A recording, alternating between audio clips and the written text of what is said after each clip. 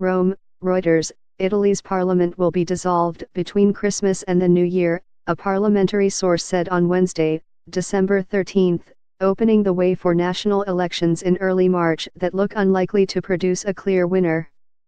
The source said the most likely date for the vote was March 4 but added that March 11 remained a possibility, with a final decision due shortly.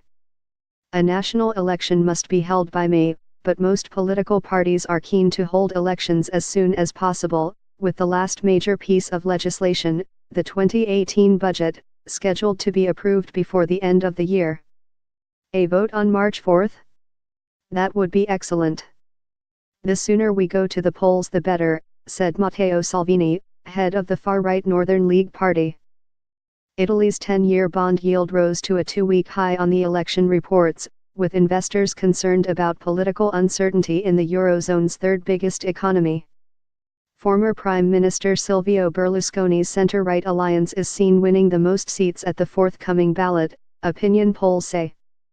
But he looks unlikely to secure enough votes to hold an absolute majority.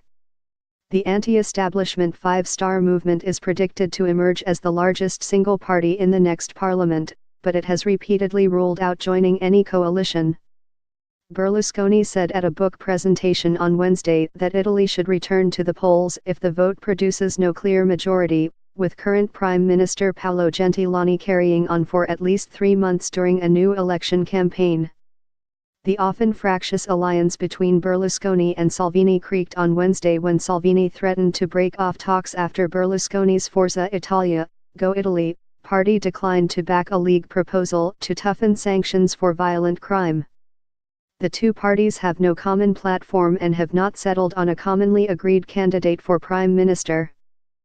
Italy at the crossroads. Support for the ruling centre-left Democratic Party, PD, headed by former Prime Minister Matteo Renzi, has fallen steadily in recent months, with the group heavily penalized by deep schisms and personality clashes.